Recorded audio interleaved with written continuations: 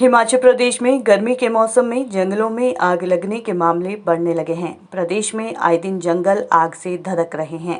हालांकि आग पर काबू पाने के लिए फायर ब्रिगेड की टीमें भी मुस्तैद हैं, लेकिन प्रदेश में कई जगह ऐसी है जहां दमकल विभाग की गाड़ियां नहीं पहुंच पाती, जिसके कारण फायर ब्रिगेड की टीम को आग पर काबू पाना मुश्किल हो जाता है।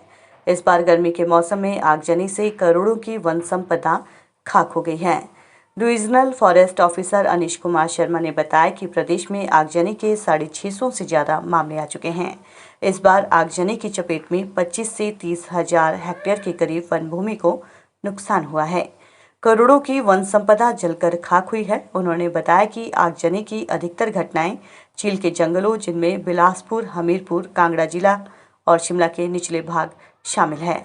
लोग बीड़ी और अन्य जलते हुए पदार्थ इधर उधर फेंक देते हैं, जिससे जंगलों में आग भड़क जाती है। उन्होंने कहा कि लोगों को गलतफहमी भी होती है कि आग लगाने से उनकी जमीन में अच्छी घास उगेगी, लेकिन ऐसा नहीं होता है। आग से जमीन के जरूरी पोषक तत्व नष्ट हो जाते हैं, जिससे कुछ वर्ष बाद जमीन बंजर हो जाती है। वन विभाग की स्पेशल टीम आग बुझाने को तैनात रहती है। उन्होंने कहा कि आगजनी से जो नुकसान होता है उसका आकलन नहीं किया जा सकता।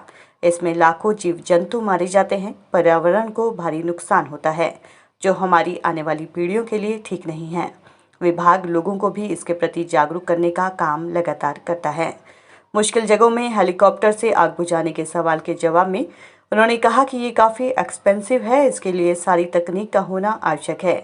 इस तरह का प्रयोग नहीं किया जा सकता है। इस समय जो हिमाचल प्रदेश में बहुत सी वन अग्नि की घटनाएं हो रही हैं, इसमें पिछले कल तक लगभग 650 केसेस जो हैं पूरे स्टेट में पाए गए हैं, जिसमें 20-25 हज़ार हेक्टेयर ज़मीन पे नुकसान हुआ है। और अगर इसमें हम कहें तो करोड़ों रुपए की संपत्ति जो वन संपदा है उसका नुकसान हुआ है।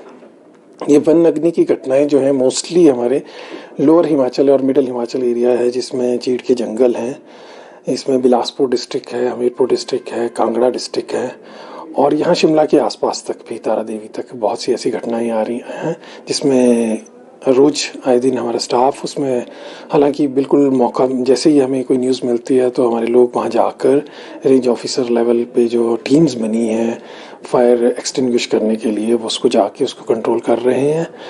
और आम पब्लिक के लिए मैं ये कहना चाहूँगा कि ये जो आग है, इसकी घटनाओं में जो हिमाचल प्रदेश की जो जितनी भी आग की घटनाएं हैं, मोस्टली इसके पीछे, आग की घटनाओं के पीछे हम ह्यूमन लोग ही हिमाचल में एटलीस्ट पाए जाते हैं, चाहे वो एक्सीडेंटल केस हों या चाहे वो जानबूझकर आग लगाई गई है।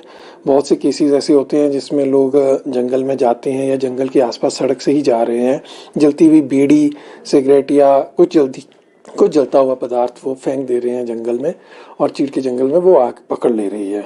इस तरह के एक्सीडेंटल केस भी बहुत से होते हैं और बहुत से केसेस में लोग जानबूझकर भी आग लगाने की घटनाओं में शामिल होते हैं, चाहे वो अपने ही प्राइवेट लैंड में ही साफ़ कर रहे हैं ज़मीन को और उसमें वो आग लगाते हैं और साथ में जंगल लग रहा है उसमें आग फैल जाती है, या कोई जान के ही जंगल में भी आग लगा रहा है।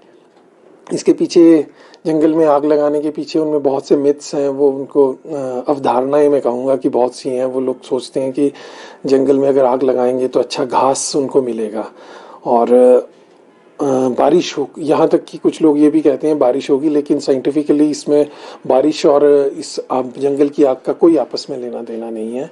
और दूसरा, जो अगर अच्छे घास की वो बात करते हैं, वो हो सकता है कि कुछ समय के लिए अच्छा घास मिल रहा है, लेकिन आग लगने से जो वहाँ की उपजाऊ मिट्टी है, वो जंगल की आग बहुत ज़्यादा एरिया में फैल जाती है, वो चारों तरफ को फैल रही है, हवा भी चल रही है ऐसे मौसम में, तो वो हवा उस अग्नि को सब तरफ को फैला देती है। तो इस समय बहुत ज़्यादा मैन पावर की ज़रूरत होती है। स्थानीय लोगों की सहायता ली जाती है और बहुत से लोग इसमें बढ़ चढ़ कर भाग भी लेते हैं। युवक मंडल हमारे बहुत से कार्य कर रहे हैं अलग अलग जगहों पर। तो ये जब मिलकर काम करते हैं तो फायर एक्सटिंग्विश हो जाती है, रुक जाती है। हमें उनके बीच में, आग और जो मटेरियल के बीच में उस समय ब्रेक लगाने की ज़रूरत होती है, उसके बीच की सफाई करनी होती है। तो जंगल का जो एरिया, ज्योग्राफी जिस तरह की हिमाचल की है, बहुत ज़्यादा एरिया में फैला होता है, ऊंचा नीचा स्थान होता है, तो इसमें थोड़ा सा समय ज़रूर लग जाता है, लेकिन बहुत मतलब जितनी भी आग लगी है उनको 24 घंटे के अंदर अंदर, या बहुत सी आग जो है, जैसे मैं 650 केस बता रहा था, इसमें बहुत सी आग के ऐसे केसेस होंगे मोर देन 50%, जिसको बहुत जल्दी से रोक लिया जाता है। लेकिन मेरा फिर भी ये लोगों से कहना है कि जब तक वो आग की घटनाओं में उन लोगों को नहीं पहचानेंगे, उनके आस पास के लोगों को नहीं पहचानेंगे जो इसको स्टार्ट करते हैं, क्योंकि मैं जैसे आग की घटनाओं के बारे में बता रहा था, 3 तरह के कारक हैं, तो जब तक वो लोग काम नहीं करते हैं तब तक उस तीसरे कारक को आज के समय में रोका जा सकता है, इनिशिएशन को। तो उसके लिए हमें उन लोगों पर सख्त कार्रवाई भी करनी होगी और आपस में भी ये संदेश देना होगा कि हमें मिलकर इस संपदा को बचाना है। जहाँ तक ये आग बुझाने के लिए हेलीकॉप्टर और ये सब कुछ यूज़ करने का, ये थोड़ा सा एक्सपेंसिव भी होता है। और एकदम से, जैसे अब हिमाचल में सबसे टेक्निकली अगर बात करें तो आपको हेलीकॉप्टर में पानी भी भरना है, उसके लिए आपको कोई आसपास सरोवर भी चाहिए हैं और वो टेक्निकलिटी भी चाहिए। तो इस तरह का अभी तो नहीं ऐसा कोई प्रयोग किया गया है हिमाचल में।